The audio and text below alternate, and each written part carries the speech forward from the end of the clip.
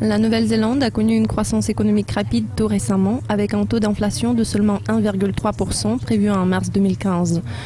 Vu les données du chômage publiées hier soir, nous allons aborder le sujet de l'économie néo-zélandaise avec Ambre Rabinov, le chef économiste chez ANZ. Ambre, le chômage a chuté à 5,6% en juin. On anticipe un taux de 5,4% dans la publication à venir. Quelles sont les raisons derrière tout cela ? Ces données devraient confirmer le renforcement supplémentaire dans le marché du travail et nous avons observé du recul en termes des intentions d'embauche par rapport au début de l'année, ce qui signale une augmentation solide du chômage. En parlant de la croissance de l'emploi, à ANZ, nous nous attendons à la hausse de 0,4% au cours du trimestre, soit 2,9% d'année en année, ce qui nous suggère des prévisions plus douces à 5,5% pour le taux de chômage à paraître ce soir.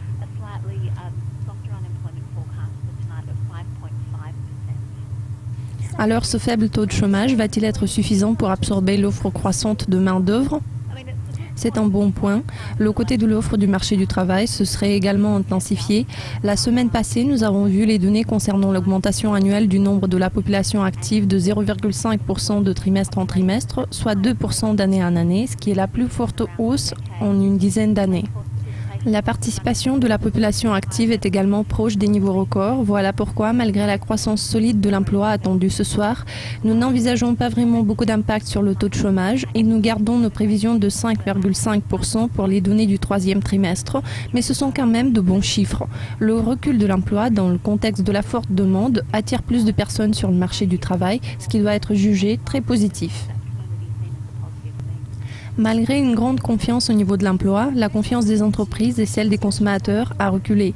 Est-ce un signe du ralentissement de la croissance économique en Nouvelle-Zélande ? Oui, nous trouvons que la croissance de la Nouvelle-Zélande a culminé, mais c'est en grande partie un reflet de la maturation de l'expansion économique des quelques dernières années.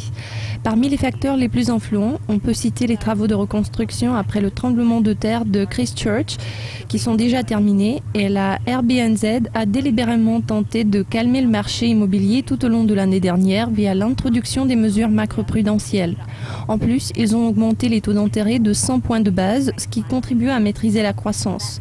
Maintenant, nous n'envisageons pas de ralentissement prononcé du rythme de croissance économique, mais plutôt un rythme annuel proche de 4% enregistré au deuxième trimestre, ce qui est fort probable.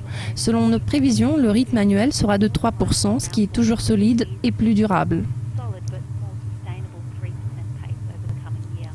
Ambre, merci pour votre participation. Attendons alors les données sur le chômage en Nouvelle-Zélande prévues à 21h45 ce soir. Au revoir.